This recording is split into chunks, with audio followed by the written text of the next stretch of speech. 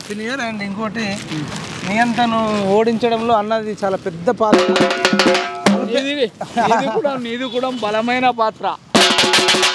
అలుపెరుగని పోరాటం. అన్న తెలంగాణ ఉద్యమకారుడు, 10 ఏళ్ళు అప్పుడు తెలంగాణ ఉద్యమంలో కొట్లాడిండు, జైలుకు పోయిండు. తెలంగాణ వచ్చినాక కూడా బీఆర్ఎస్కి అమ్ముడు పోకుండా నికార్సుగా బలంగా ఎవరిని చూడలే, చిన్న పెద్ద కవితను కానీ కేటీఆర్ను కానీ కేసీఆర్ను కానీ వాళ్ళు చేసిన అవినీతి భాగవతాలు బట్టబయలు చేసిండు.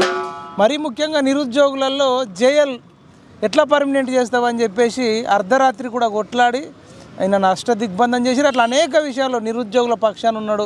టీచర్ వాళ్ళకు కూడా ఓ భార్యను ఒక దగ్గర భర్తను ఒక దగ్గర చేసినప్పుడు కూడా అనేక మంది రాజకీయ నాయకులను కలిసిండు. అన్న కూడా మాట్లాడిండు ఇట్లా చేస్తారని చెప్పేసి, ఇట్లా అనేక విషయాల మీద మాట్లాడిండు.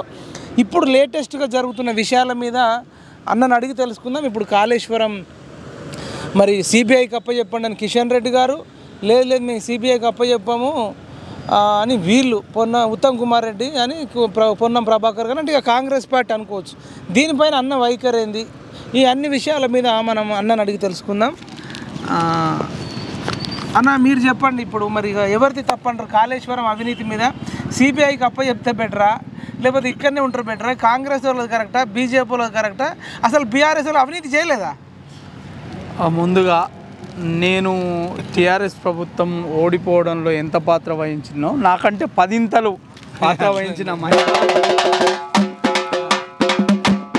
ఇదే వేదిక పైన గౌరవించుకోవాల్సిన అవసరం ఉంది.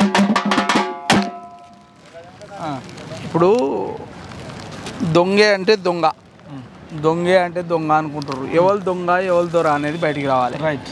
రావాలంటే ఏం చేయాలంటే దేశంలో ఉన్న ఇన్వెస్టిగేషన్ ఏజెన్సీలు, రాష్ట్రంలో ఉన్న ఇన్వెస్టిగేషన్ ఏజెన్సీలు పనిచేయాలి. ఇక అవి పనిచేయకపోతే ఏదైనా కమిషన్ వేయాలి, చట్టబద్ధమైన కమిషన్ వేసి వాళ్ళ మీద ఎంక్వైరీ చేయాలి. వాస్తవమే, తెలంగాణను కూలబొడిచింది. తెలంగాణ ప్రజల ఆస్తిని మొత్తం మామూలు కాదు పందుల్లాగా పడి తెలంగాణ మీద పడి తిన్నారు. అరే ఇప్పుడు పరిపాలన చేద్దామంటే పైసలు లేవు. ఇప్పుడు పైసలు అడుగుతున్నారు, మాకు 14,000 కోట్ల అప్పు కావాలి, ఆ అప్పు ఇస్తేనే మేము నడపగలుగుతాం, లేకపోతే నడపలేని పరిస్థితి ఉందని అంటున్నారు. దీనికి కారణం ఎవరు ఈ కల్వకుంట్ల కమినీలు.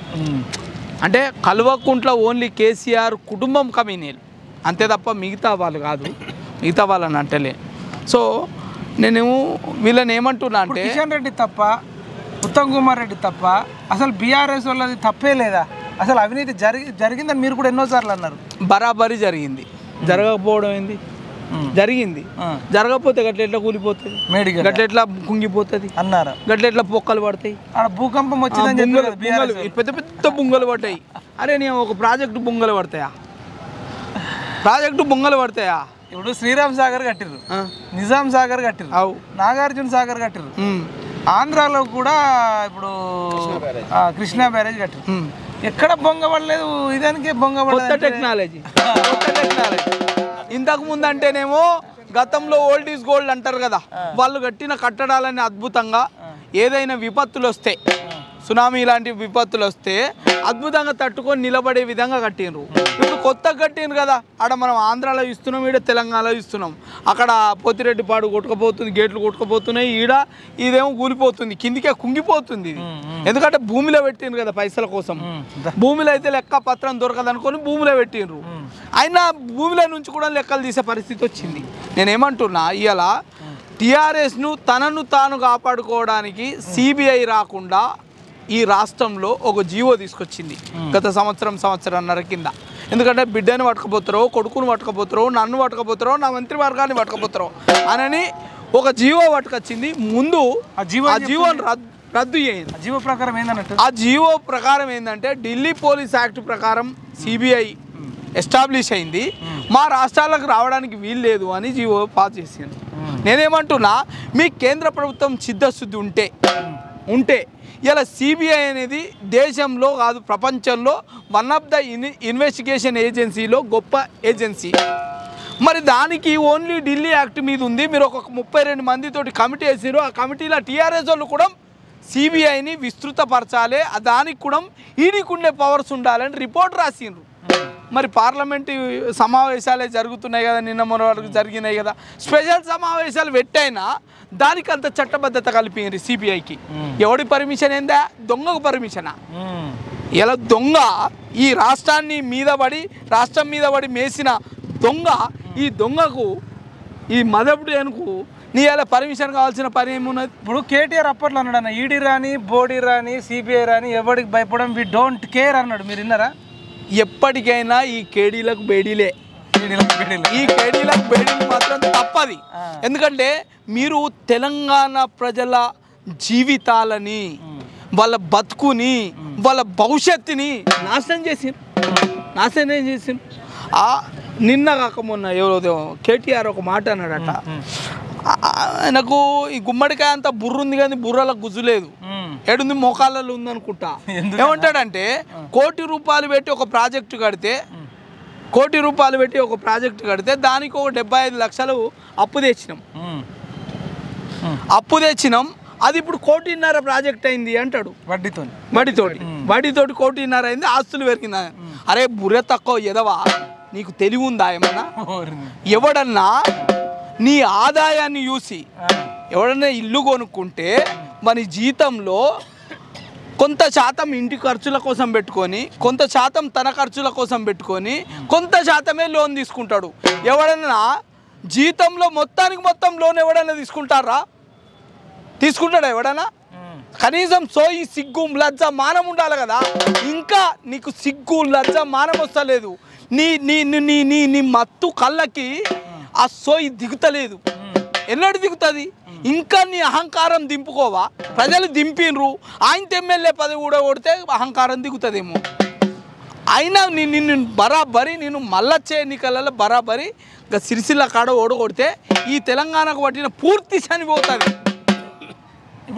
ఆయన ఏమంటుండంటే 32 మెడికల్ కాలేజీలు పెట్టినాం, అసలు అవి పెట్టకుండా ఒక 32 యూట్యూబ్ ఛానల్ ఓపెన్ చేసి ఉంటే ఎవరైతే మా మీద ఫేక్ ప్రాపగండా చేసిర్రో వాళ్ళ కౌంటర్ ఇచ్చి ఉంటే మేము గెలిచేటోళ్ళము అంటుండే. అంటే ఫేక్ ప్రాపగండా అంటే ప్రాపగండా చేసిన మాట వాస్తవము, ఫేక్ ప్రాపగండా చేసిన వాళ్ళ కోసం 32 ఛానల్ అట. అంటే వాళ్ళకు వ్యతిరేకంగా మాట్లాడిన వాళ్ళందరూ కూడా ఫేక్ ప్రాపగండా చేసినట్టు. దాంట్లో ఓయు శంకర్ వస్తాడు, ఓయు నాగేష్ వస్తాడు, గంగుల మదన్ వస్తాడు, మా డప్పు కొట్టినైనా కూడా ఫేక్ ప్రాపగండా చేసినట్టు. వాళ్ళ దృష్టిలో వాళ్ళకు వ్యతిరేకంగా చేసిన ప్రాపగండా మొత్తం ఫేక్ అంటుండు. ఇప్పుడు ఇక్కడ ఉన్న వాళ్ళందరూ కూడా చేసిందంతా ఫేక్ అట. ఓన్లీ బీఆర్ఎస్ వాళ్ళు చేసిందే నిజమైన ప్రాపగండా, మన ఫేక్ ప్రాపగండా ఒక్క 32 ఛానల్ పెట్టుకుంటూ అయిపోతుంటే జస్ట్ మిస్ అయిపోయింది అంటుండు. అయితే అంటే ఏది మరి నిజంగా మీరు కానీ కాంగ్రెస్ వాళ్ళు కానీ బీజేపీ వాళ్ళు కానీ ఈ ఫేస్బుక్ వాళ్ళు కానీ ఇన్స్టాగ్రామ్ ట్విట్టర్ ఇవంతా మీరు ఫేక్ ప్రాపగండా చేసిర్రా? అసలు ఆయన మాటలను ఎట్లా అర్థం చేసుకోవచ్చు? పేరే ఒరిజినాలిటీ లేదు కదా, ఆయన పేరే పర్టికులర్గా లేదు, ఆయన పేరే కలవకుండా అరే నీ పేరే సక్కలేరా బాబు, పేరు మార్చుకో. నీ పదవి కోసం నీ రాజకీయ లబ్ధి కోసం నువ్వు విదేశాల నుంచి బాత్రూమ్లు పట్టుకొచ్చి కల్వకుంట్ల రామారావు పెట్టుకున్నావు. అరే ఆంధ్ర ఆయన పేరు పెట్టుకుని అజయ్ రావు, కల్వకుంట్ల అజయ్ రావు నువ్వు పెట్టుకుందే నీ పేరు కేఆర్ కాస్త కేటీఆర్ అయ్యిండు, కేటీఆర్ కాస్త డిఏఆర్ అయ్యిండు, రామారావు అయ్యిండు, డ్రగ్స్ రావు అయ్యిండు. డ్రగ్స్ రావు అయిన తర్వాత లిక్కర్లో చెల్లపాత్ర, పేపర్ లీకేజీ, తర్వాత ఈయన గ్లోబల్ ఇండియా సంస్థ నవీన్ మిట్టలు 17 మంది పసికందులు చచ్చిపోతే వీడు నోరొప్పలేదు. మొన్న ప్రవళిక కేసులో కూడా లవర్కు వీనికి పడాలి ఫస్ట్ వెంకటేశ్వర్లు, తర్వాత వీని తీసుకుపోవాలి గల్లబట్టి. ఇప్పుడు మనం మాట్లాడిందట ఫేక్ అట, కేటీఆర్ వెంకటేశ్వర్లు మాట్లాడింది, నవీన్ గిట్టల్ గారు మాట్లాడింది నిజం అంటున్నా. మీరేమంటారు? బుడ్డ పొరగాడి మాటలు మాట్లాడుతుండు.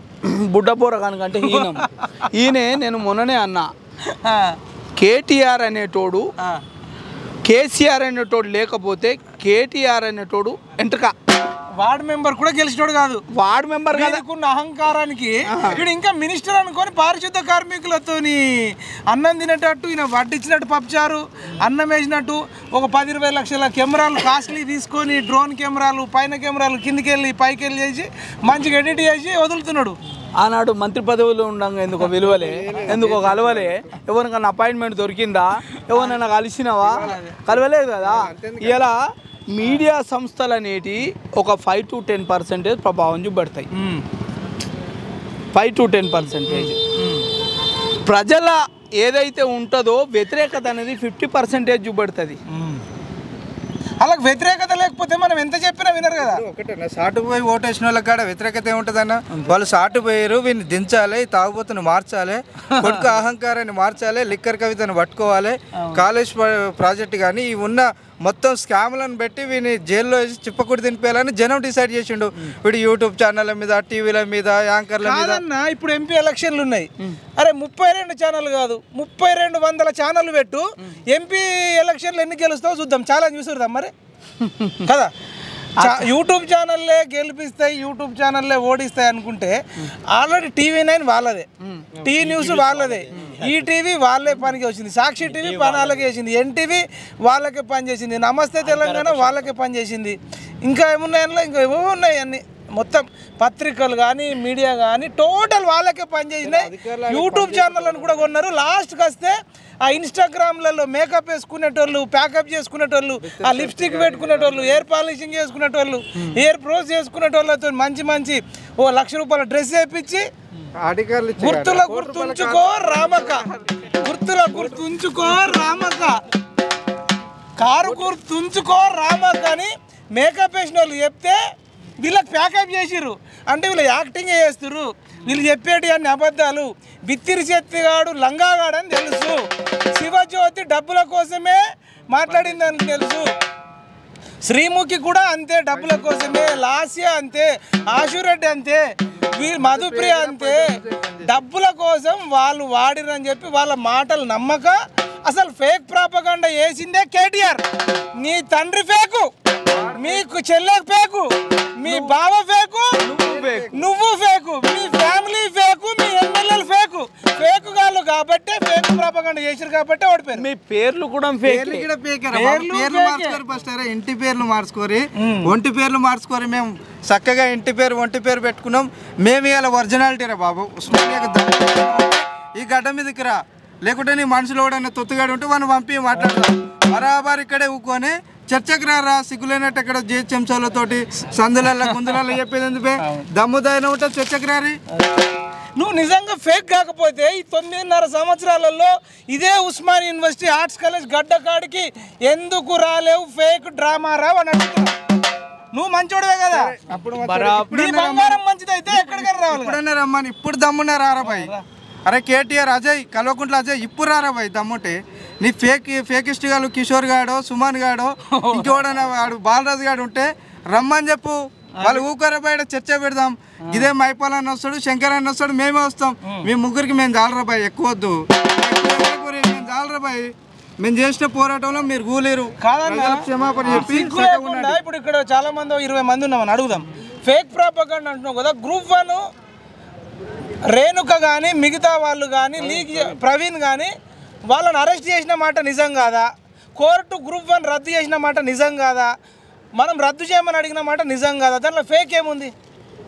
ప్రవళిక చనిపోయింది, రెండోసారి రద్దు అయింది, మళ్ళీ రెండోసారి రద్దు అయినప్పుడు నువ్వే కదా అన్నావు ₹1,00,000 లేకుండే, అందుకని మేము థంబ్ ఇంప్రెషన్ పెట్టలేదు, ఫోటో పెట్టలేదు అని చెప్పిండు. మేం చెప్పలే, మీరే చెప్పారు. ఇంటర్మీడియట్ పిల్లలకి 0 వచ్చింది మార్క్స్, పర్సెంటేజ్ 90% ఒక పేపర్లో వచ్చి ఇంకో పేపర్లో 0 వచ్చింది. 17 మంది చచ్చిపోయారు కదా. నవీన్ మిట్టల్ గారు వాడైతే ఫేక్ కాదు కదా, నవీన్ మిట్టల్ అయితే ఫేక్ కాదు కదా, మరి నీ ప్రభుత్వమే ఫేక్ రా. ప్రవళిక గురించి ఆమె ఎగ్జామే రాయలేదు అన్నాడు. వేరే ఆయన తోటి ఎఫ్ఐఆర్ ఉంది, లవ్ ఉంది అని చెప్పిండు. అదే నీ బిడ్డ విషయంలో అయితే అట్లనే మాట్లాడతావా? నీ బిడ్డ విషయం సపోజ్ నీ బిడ్డ ఉంటది అనుకో, అదే నీ బిడ్డ అనుకో, నీ బిడ్డ విషయంలో అట్లనే మాట్లాడతావా? అడ్డగోలుగా అడ్డగోలుగా మాట్లాడతాం. గ్రూప్ ఆమె ఎగ్జామ్స్ రాలేదంటే గ్రూప్ 1 పేపర్ మర్రి ప్రవళిక అని ఈజీగా ఆమె పేరుతో పాటు ఆల్ టికెట్ ఉంది. గ్రూప్ 1 ఉంది, గ్రూప్ 2 ఉంది, గ్రూప్ 3 ఉంది, గ్రూప్ 4 ఉంది. ఇప్పుడు ఫేక్ ప్రాపగండా చేసింది ఎవడరా లుచ్చాగా? కేటీఆర్ లేకపోతే నిరుద్యోగుల తరపున మాట్లాడిన ఉస్మాన్ యూనివర్సిటీ వాళ్ళ ఫేక్. ఒకవేళ ఫేక్ చేస్తే ఎందుకు ఇంటికి పోయినావు? సంకనాకి పోయినవా? పిలిపించిండు, ఇంటికి పోయి మళ్ళీ పిలిపించి జనరల్ గా చనిపోయిన వాళ్ళు ఇంటికి పోతాం కదా. ఎన్నడూ ప్రగతి భవన్ తలుపులు తెరవై అది బిడివడ్డ గడి అనుకున్నాం. బిడివడ్డ గడే, ఆ గడిలకు ఎవడు రాడు ఎవడు ఓడు. అలాంటిది ఆ రోజు నాడు నేను నర్సంపేట పోలీసు వెహికల్ ఇచ్చి కన్వాయిని పెట్టి తల్లిని తీసుకొచ్చి ఆమెతోటి వాయిస్ ఇప్పించి ఇలా మా బిడ్డ వేరేటోని వల్ల చనిపోయింది అని తల్లితోటి ఒప్పుకోపించిన నీ అంత నీచుడు దుర్మార్గుడు దుష్టుడు ఈ రాష్ట్రంలో ఎవడన్నా ఉంటాడా? మరి ఇది ఫేక్ ప్రాపగండా ఎట్లయితుంది? ఇలా మీడియా సంస్థలు కానీ యూట్యూబ్ ఛానల్లో 5% ఓట్లను గ్యాదర్ చేయగలుగుతుంది. ఇలా మీడియా సంస్థలో 5% ట్విట్టర్లో ఏమో మీనింగ్ ఉందంటే యూట్యూబ్ వల్ల కౌంటర్ ఇస్తూనే ఫేక్ ప్రాపగండా చేసిన మీ అందరికీ వస్తుంది, నిరుద్యోగులకు వస్తుంది, ఉద్యోగులకు వస్తుంది, వాళ్ళకు వ్యతిరేకంగా మాట్లాడిన వాళ్ళందరూ కూడా మనం ఫేక్ ప్రాపగండా. నేను అదే అంటున్నా, ఇలా నువ్వే మెడికల్ కాలేజీలు కట్టి నువ్వు మెడికల్ ఫెసిలిటీ ఇప్పించుంటే నిన్న కాక మొన్న ఆసిఫాబాద్ నియోజకవర్గంలో ఒక ఆమె డెలివరీకి ఉన్న ఆమె 7 హాస్పిటల్ తిరిగి చచ్చిపోయింది. కళ్ళేమన్నా అవన్నీ కాదు, నేరేళ్లలో వీని నియోజకవర్గంలోనే నేరేళ్ళ హరీష్ గాని బానయ్య గాని సిరిసిల్లలో ఇప్పటికీ తిరుగుతూనే ఉన్నారు. వాడు నవీన్ అంటాడు. ఏదైనా మైపాల్ స్టూడెంట్స్ కొంత 5% ప్రభావం చూపెట్టగలుగుతారు ఎన్నికలలో, ఉద్యోగులు 5%. అదే నేనేమంటున్నా అంటే పూర్తి స్థాయిలో ఏ ఒక్క సంస్థ పోరాటం చేస్తే అధికారం పోలేదు, అన్ని రకాల వైఫల్యాలు అయినాయి కాబట్టి అందరూ ఒక తాటి మీదకి ఏకమైనరు కాబట్టి తీసి బండ కొట్టిరు. భవిష్యత్ తరాల కోసం ఒక కొత్త మార్గాన్ని ఎంచుకున్నారు. ఇవాళ సిరిసిల్ల కాడ ఇసుక మాఫియా ఆడ మర్మంగాలు కోసి మనుషులను చంపేస్తే ఎస్సీ హాస్టల్ పిల్లల్ని ఎదిగిన పిల్లల్ని వాళ్ళ అనుచరులతోటి విధవా పనులు చేపించిన మాటలు గడి చెప్పొద్దు. అంత లుచ్చగాని ఫస్ట్ విని విశ్వజిత్ కదా, విశ్వజిత్ గాడికి ఇంకా ప్రమోషన్ ఇచ్చిండు అన్న. అంటే థర్డ్ డిగ్రీ ఇచ్చినోడికి ప్రమోషన్ ఇచ్చిండు. సరూర్ నగర్ లో కూడా చాలా మంది అమ్మాయిలు వచ్చి టాయిలెట్స్ లేవు, మాకు ప్రాబ్లం అవుతుందని వాళ్ళే కదా రోడ్డు మీదకి వచ్చారంటే వాళ్ళు చేసింది ఫేక్ ప్రాపగండనా? వాడు అంటుంది ఒక యూట్యూబ్ ఛానల్లోనే కదన్నా. ఎవరైతే మాకు అన్యాయం బాసరలో కొందరు వర్షం పడ్డప్పుడు కూడా చెత్తీర్లు పట్టుకొని ఉద్యమం చేసిరా లేదా? మాకు ఇక్కడ అన్నం సరిగ్గా లేదు, లైబ్రరీ లేదు, టీచింగ్ లేదు అని చేసిరా లేదా? అంటే వాళ్ళది ఫేక్ ప్రాపగండనేనా? ఇప్పుడు ఉస్మాన్ యూనివర్సిటీలో కూడా మా కాస్బోకలు వస్తున్నాయి, టాయిలెట్ సరిగ్గా లేవు, అన్నం సరిగ్గా లేదు, కూరలు బాగాలేదు అని చేసిరా లేదా? ఇక్కడ ఉస్మాన్ యూనివర్సిటీలో కూడా మీరు అనేక సార్లు ఈ హాస్టల్ సరిగ్గా లేవని చేసిర్రు. అంటే ఎవరు మాట్లాడినా ఫేకే, వాడికి భజన చేస్తేనే ఫేకు, వాని పేరు ఫేకు, వారు ఫేకు, ఇవన్నీ కాదు. అంటే అడిగేటోడు లేడు, నువ్వే ఫేక్, నువ్వు మార్చుకోరా నాయన, పేరు మార్చుకో, మా పరువు అవుతుంది. కాదనే ఎంత ఫేక్ కాకపోతే అలా నాన్న ఇప్పటిదాకా ఒక ప్రెస్ మీట్ పెట్టి నన్ను 2 సార్లు 10 ఏళ్ళు 9.5 ఏళ్ళు నాకు ముఖ్యమంత్రి పదవి ఇచ్చినందుకు ధన్యవాదాలు, నేను ఏదైనా తప్పు చేసి ఉంటే నేను మార్చుకుంటా అని కూడా చెప్తలే. ఇంత అహంకారం చూడు ప్రజల పట్ల. ఇప్పుడు కసితోనున్నారు, మళ్ళీ ఒకసారి అబద్ధాలు చెప్పి వచ్చి ఒక్కొక్కరిని కొయ్యాలన్నంత కసితోనున్నారు. ఈ దుర్మార్గుడు గెలిస్తే ఫస్ట్ మైపాల్ యాదవ్, ఓయూ శంకర్, నాగేష్ ఇట్లా మనల్ని అందరిని లెక్క పెట్టి మరి ఇప్పుడు చెర్లపల్లి జైల్లోనో చంచల్గూడ జైల్లోనో ఉంచుతున్నాడా ఉంచకపోయినా మైపాల్ నేను ఏమంటున్నా అంటే ఒక మంత్రిగా పనిచేసిండు, ఒక పార్టీకి వర్కింగ్ ప్రెసిడెంట్గా ఉన్నాడు. ఎప్పుడు కానీ బాధ్యతాయుతంగా మాట్లాడాలి, బాధ్యత రాహిత్యంగా మాట్లాడకూడదు. కేటీఆర్ అంటే కానీ ఇంకా గవర్నమెంట్ పదవులలో పనిచేసిన ప్రతి ఒక్క వ్యక్తికి ఆ హోదాకైనా గౌరవం ఇవ్వాలి. ఇలా గౌరవం ఇచ్చే పరిస్థితి లేకుండా కేటీఆర్ అనే వ్యక్తి చేసుకుంటుండు. ఇప్పటి కూడా మీ అహంకారము ఆహాన్ని దించుకుంటలేరు. దించుకొని ప్రజలకు పోతే ప్రజల పోయి మీ తప్పును మీరు ఒప్పుకొని క్షమించమని అడుగుర్రి. లేకపోతే రేపో ఎల్లుండో మిమ్మల్ని ఏడు దొరుకుతాడ కొట్టి చంపుతారు, రాళ్ళతోటి కొడతారు, మిమ్మల్ని ఏమైనా చేయొచ్చు. ఎందుకంటే అంత విధ్వంసం చేసినారు తెలంగాణ ప్రజలని. ఈరోజు పరిస్థితి ఎట్లుంది అంటే ప్రతిరోజు లెక్కలు తీస్తుంటే ఈ మిషన్ భగీరథ 43,000 కోట్లల్లో మిషన్ భగీరథ 43,000 కోట్లల్లో 31,000 కోట్ల ఖర్చు అయినాయి, మిగతా కోట్లకు లెక్కలేదు అని చెప్తుండ్రు. 43,000 కోట్లు పైచిలుకు కోట్లల్లా ఓన్లీ 31,000 కోట్ల ఖర్చు పెట్టిండ్రు. రిమైనింగ్ అమౌంట్కి లెక్కలేదు. అంటే 12,000 కోట్లకు లెక్కలేదు, పత్రం లేదు, లెక్కలేదు. ఈ లెక్క ఎక్కడికి పోయింది అని ఆ లెక్కలే దవ్వుతుండ్రు. ఆ లెక్కలు మరి ఈ గవర్నమెంటు మరి పారదర్శకంగా దవ్వి బయట పెడుతుందా, లేకపోతే వాళ్ళు పోయినరు వాళ్ళ తర్వాత మేము నెక్స్ట్ సంపాదించుకునేటోళ్ళమే మేము అనుకుంటే కాపాడుకరండి. కానీ ప్రజలు మాత్రం ఊకోరు. ప్రజలు మాత్రం ఊకోరు. మీకు మాకు ఏ రాజకీయ పార్టీ అధికారంలో ఉంటుంది అనేది క్వశ్చన్ మార్క్. మాకు మ్యాండేటరీ ఏం కాదు. ఇవాళ ఈ పార్టీ వస్తుంది, రేపు ఇంకో పార్టీ వస్తుంది. ఇంకో మీరు మంచి పనులు చేస్తే మంచికి ఇంకో టైం ఇస్తారు ప్రజలు, గెలిపిస్తారు, అవకాశం ఇస్తారు, మిమ్మల్ని మంచిగా చూస్తారు. లేదు మేము దొంగలని కాపాడుతాం, తెలంగాణ ప్రజల సొత్తు ఎటువైనా మాకు బాధ లేదు, మేము కూడా రాజకీయ నాయకులమే, మాకు వాళ్ళకి ఏం తేడా, సేమ్ రాజకీయ నాయకుల అంతా ఒక్కొక్కరు. విద్యుత్ శాఖ మంత్రి కూడా జగదీశ్వర్ రెడ్డి, మాజీ విద్యుత్ శాఖ మంత్రి, చేసుకోండి బరాబర్, మేము మీకు దమ్ముంటే చేయండి అని ఛాలెంజ్ చేసినండి. నా దాంట్లో కూడా కరప్షన్ ఉన్నట్టు తెలిసింది. అదే నేనేమంటున్నా అంటే, ఏడ ఇందు గలడందు లేడని సందేహము వలదు అనే ఒక పద్యం ఉంటుంది భక్త ప్రహ్లాదల. వీళ్ళు ఆ దేవుడు ఎక్కడ చూస్తే అక్కడ ఉంటాడు అని ఆ ప్రహ్లాదుడు చెప్తే, వీళ్ళు ఎక్కడ చూసినా అవినీతి ఉంటాడని వీళ్ళు చెప్తున్నారు. అవినీతి ముఖ్యమంత్రి, అవినీతికి బ్రాండ్ అంబాసిడర్లు, అవినీతికి స్టాంప్ పేపర్లు వీళ్ళంతా. ఈ స్టాంప్ పేపర్లను ఖచ్చితంగా బరాబరి తిన్న ఆస్తులు. వీళ్ళు ఒకప్పుడు స్లిప్పర్లతో తిరిగిన వాళ్ళు. ఇవాళ కేటీఆర్ కావచ్చు, తర్వాత కవిత కావచ్చు, కేసీఆర్ కావచ్చు, చాలా మంది మేధావులు చెప్పిండ్రు బీడీలు అడుక్కొని తాగింది, తర్వాత పై సినిమాకు పోదామంటే డబ్బులు లేకపోతే అడుక్కొని పోయింది. కొందరికైతే మైసూర్ బజ్జీకి డబ్బులు కట్టడానికి ఇవన్నీ మేము చెప్పినవి కావు. పెద్ద భక్తులు మీతో తిరిగిన సహచరులు చెప్పిన వాళ్ళు ఇలాంటి వాళ్ళకు 1000 కోట్ల రూపాయల ఆస్తులు ఎట్లా ఇచ్చినాయి, 1000 కోట్ల రూపాయల భూములు ఎట్లా వచ్చినాయి, వీళ్ళ ఆస్తులు విదేశాలకు ఎట్లా వెళ్ళినాయి, ఇవన్నీ బయటికి తీయాలి. ఇంకొక విషయం ఏంటంటే, వీళ్ళందరికీ ఫస్ట్ ఏదైతే ఈ ప్రభుత్వంలో గత ప్రభుత్వంలో ఉన్న రాజకీయ నాయకుల అందరికీ అదేందో రెడ్ క్రాస్ నోటీసా ఏమంటారు, ఆ నోటీస్ ఇవ్వాలి. ఆ నోటీస్ ఇచ్చి ఒక్కడు అని పాస్పోర్ట్లు అందరి సీజ్ చేయాలి. సీజ్ చేసి వీళ్ళ మీద అవినీతి ఆరోపణలు ఎంతవరకు అయితే, నిజాయితీ కల్లోడైతే బయటకు వస్తాడు, నిజాయితీ లేనోడైతే లోపలికి పోతాడు. సో ఈ దొంగలను పారిపోకుండా చూడాలి. ఎందుకంటే గత చరిత్ర చూసినాం, అక్కడి నుంచి ఇక్కడ దాకా నీరో ఎంతో మంది స్కామ్ చేసిన వాళ్ళంతా విదేశాలకు పారిపోయారు. వీళ్ళు కూడా పారిపోకుండా వీళ్ళని జాగ్రత్తగా ఇక్కడనే దొరకబట్టాలి. ఎట్లా చేద్దాం ఇప్పుడు? సిబిఐకి ఇవ్వమని కిషన్ రెడ్డి అంటుండు, మేము సిబిఐకి ఇవ్వమన్నట్టే ఉన్నది. ఇలా మాటలు చూస్తూ ఉత్తమ్ రెడ్డి. ఇప్పుడు వీళ్ళిద్దరు ఇట్లల్లా మరి ఎవరిది తప్పు, ఇప్పుడు ఎవరు దొంగలు? కన్ఫ్యూజ్ అవుతారు ప్రజలు. ఏం చెప్తారు మీరు? మీరు ఎవరి వైపు ఉంటారు? దొంగ మేము ప్రజల వైపు ఉంటాం. మేము ప్రజల వైపు ఉంటాం. దొంగే అంటే దొంగే అన్నట్టు ఉన్నది. నువ్వు ఎవరు నిజాయితీ కల్లోళ్ళు అయితే వాళ్ళు నిజాయితీని నిరూపించుకోవాలి. సెంట్రల్ గవర్నమెంట్ ఏజెన్సీలు 3 రకాల ఏజెన్సీలు ప్రధానంగా పనిచేస్తాయి. ఐటీ కానీ, ఈడీ కానీ, సిబిఐ కానీ, ఇంకా వీలైతే ఎన్ఐఏ కానీ. ఇక్కడ స్టేట్ గవర్నమెంట్కి వచ్చే వరకు విజిలెన్స్ కానీ, ఏసీబీ కానీ, సిఐడి కానీ, ఇట్లాంటి ఏజెన్సీలన్నీ స్టేట్ గవర్నమెంట్ కింద ఉంటాయి. ఈ మీకు చిత్తశుద్ధి ఉంటే మాకు ఏ ఏజెన్సీ అయినా మాకు సమ్మతమే. ఈ ఏజెన్సీ తప్పుడు లెక్కలు ఇస్తుంది, ఈ ఏజెన్సీ తప్పుడు పదులు చేస్తుంది అనుకోవడం లేదు. ఒకవేళ ఈ 2 ఏజెన్సీలు స్టేట్ గవర్నమెంట్, సెంట్రల్ గవర్నమెంట్ పనికిరాని అనుకున్నప్పుడు ఒక స్వతంత్ర ప్రతిపత్తి కలిగే ఒక కమిషన్, చట్టబద్ధమైన కమిషన్, వాళ్ళు ఇచ్చే రిపోర్టు ఎక్కడ పోయినా చెల్లేటట్టు వేయాలి.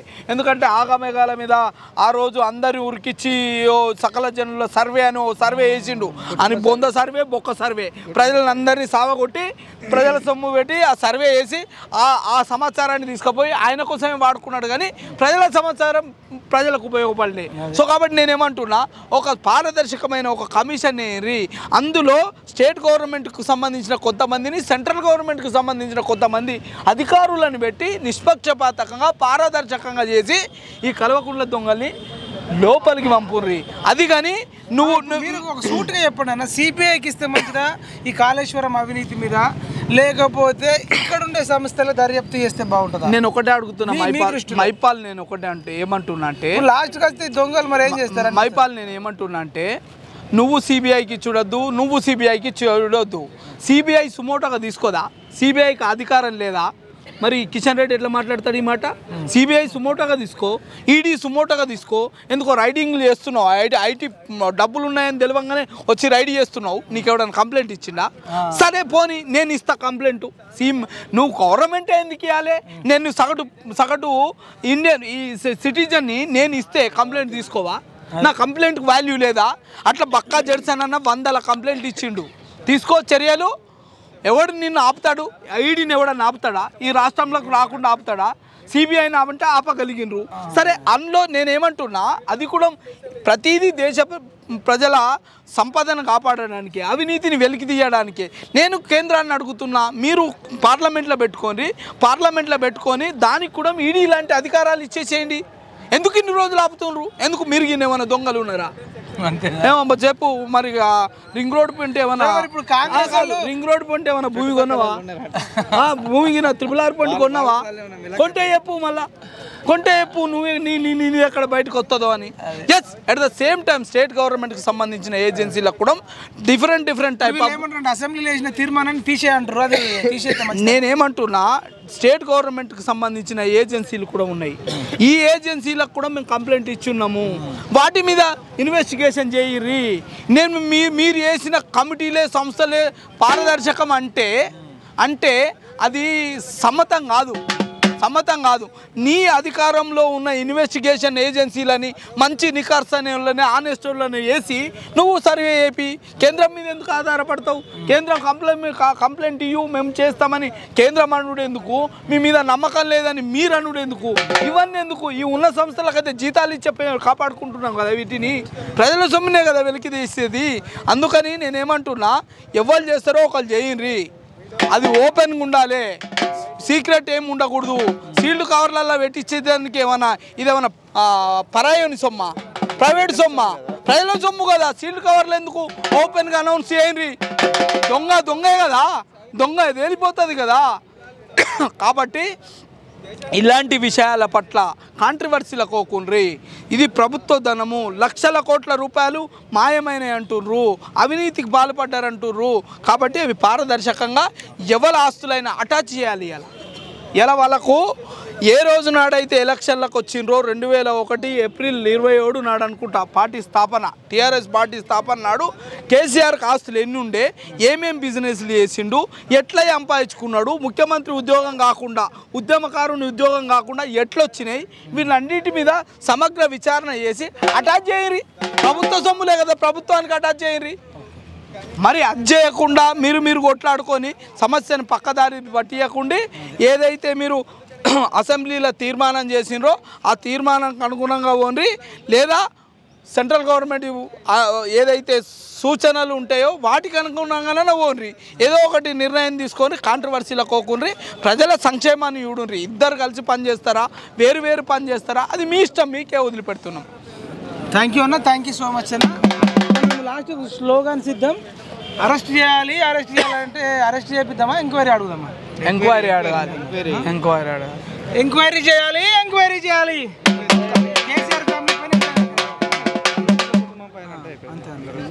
కేసీఆర్ ఫ్యామిలీ అన్న ఒకటి, మన కల్వకుంట్ల అంటే ఎంక్వైరీ చేయాలి.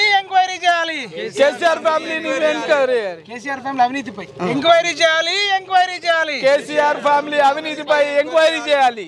అవినీతిపై ఎంక్వైరీ చేయకపోతే కాంగ్రెస్ని కానీ, బీజేపీని కానీ, బీఆర్ఎస్ని కానీ 3 పార్టీల నాయకులను నిరుద్యోగులు, ఉద్యోగులు, మేధావులు, విజ్ఞానవేత్తలు అందరూ చుట్టుముడతారు. అంతే కదా? చుట్టుముట్టుడు కాదు, పార్లమెంట్ ఎన్నికలు, ఎంపీ ఎలక్షన్లు ఉన్నాయి. గుద్ది పడేస్తాం.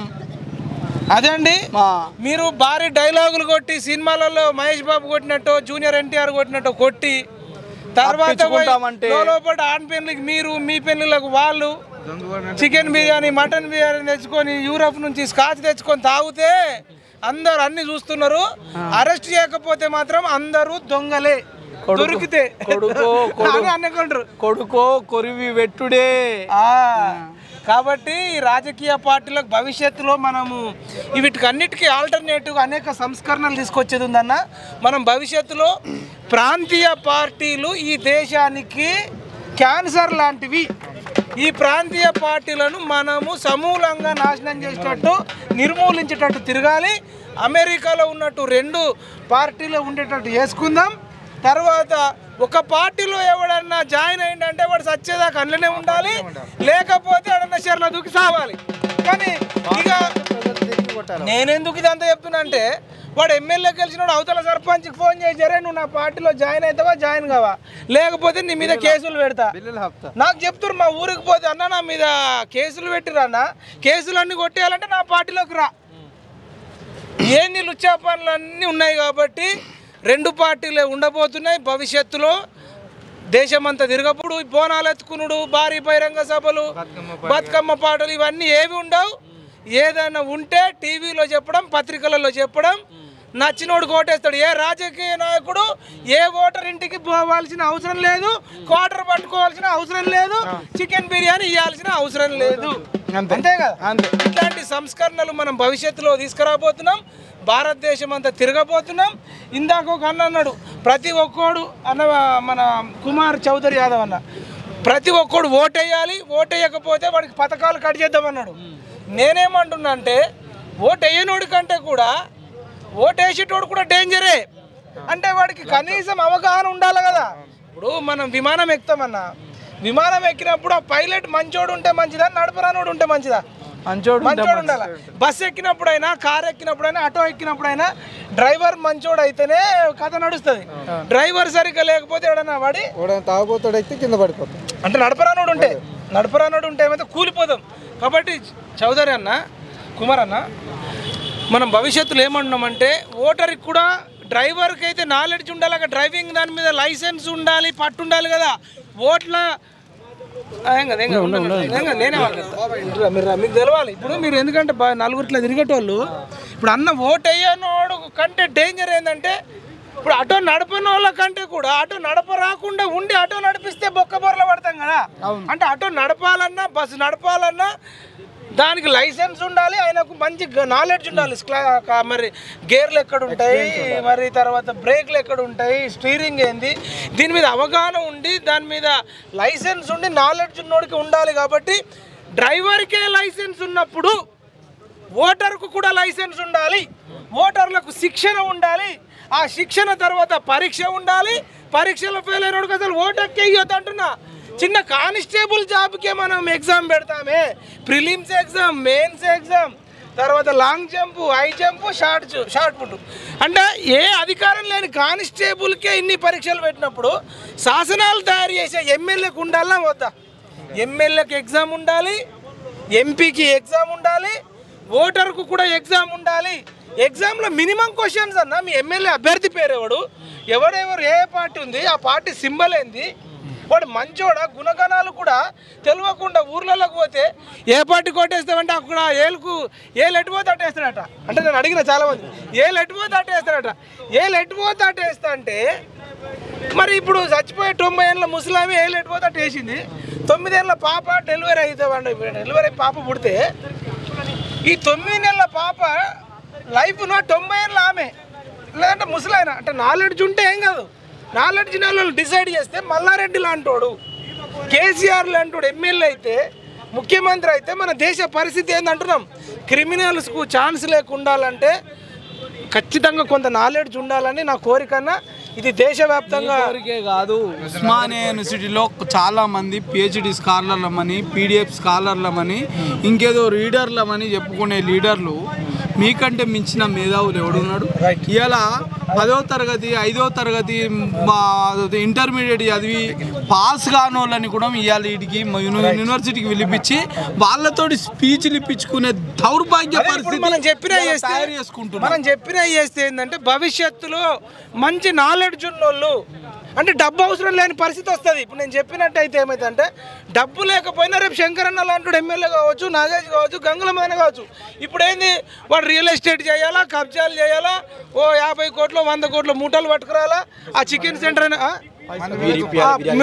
చికెన్ సెంటర్లకు చేసి ఓ 20 క్వింటాలు కొట్టు మటన్ అయినా ఒక 20 క్వింటాలు కొట్టు ఆ వైన్ షాప్లోకి ఫోన్ చేసి ఓ 500-600 కాటన్లు 1000 కాటన్లు పెట్టు నెల రోజులు దాయిపోయి ఓటేసుకో అసెంబ్లీకి పో ఇక వాడు అభ్యర్థి ప్రెసిడెంట్ ఎవడు ఏ పార్టీ ప్రెసిడెంట్ ఉంటే వాడు మాట్లాడాలి వెనకకెళ్ళి బల్లలు కొట్టాలా అసలు అసెంబ్లీలో పోయి కూడా వీధి రౌడీలు లెక్క కొట్టుకునే పరిస్థితి ఉంది మనం భవిష్యత్తులో ఇప్పుడు నేను చెప్పిన సంస్కరణలు తీసుకొస్తే ఇంకోటి ఎన్నికల కమిషను ఎన్నికల మేనిఫెస్టో తయారు చేయాలి అన్ని రాజకీయ పార్టీలకు ఒకటే మేనిఫెస్టో ఉండాలి ఆ మేనిఫెస్టోలో విద్య వైద్యమే ప్రాధాన్యంగా ఉండాలి, భద్రత రక్షణ న్యాయం వీటి ప్రాతిపాదికన వెళ్ళాలి.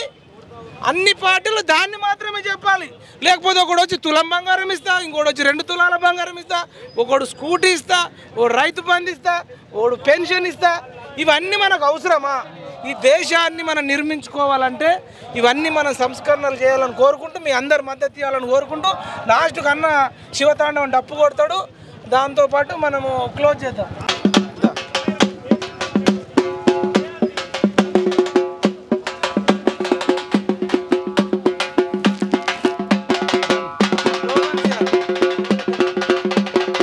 అరెస్ట్ చేయాలి, అరెస్ట్ చేయాలి, కేసీఆర్ ఫ్యామిలీని అరెస్ట్ చేయాలి, అరెస్ట్ చేయాలి, అరెస్ట్ చేయాలి, అరెస్ట్ చేయాలి, అరెస్ట్ చేయాలి, అరెస్ట్ చేయాలి, అరెస్ట్ చేయాలి, అవినీతి కేసీఆర్ ఫ్యామిలీ అరెస్ట్ చేయాలి, అరెస్ట్ చేయాలి, అరెస్ట్ చేయాలి. ఎందుకంటున్నామంటే మమ్మల్ని కిడ్నాప్ చేయించిండు, మమ్మల్ని కొట్టిపించిండు, మమ్మల్ని దన్నిపించిండు కాబట్టి వాడు దొంగనే, అవినీతి పరుడే. కాబట్టి అరెస్ట్ చేయాలి, అరెస్ట్ చేయాలి. ఇది చివరకు కేసీఆర్ను రాజకీయంగా సమాధి చేసిన డప్పుతో నిన్న కేసీఆర్ అరెస్ట్ అయ్యే వరకు డప్పు కొడుతూనే ఉంటాం. కాంగ్రెస్ పార్టీ మీద, బీజేపీ పార్టీ మీద, బీఆర్ఎస్ పార్టీ మీద కూడా యుద్ధం చేస్తారు. కేసీఆర్ కొట్టాల్సిందిగా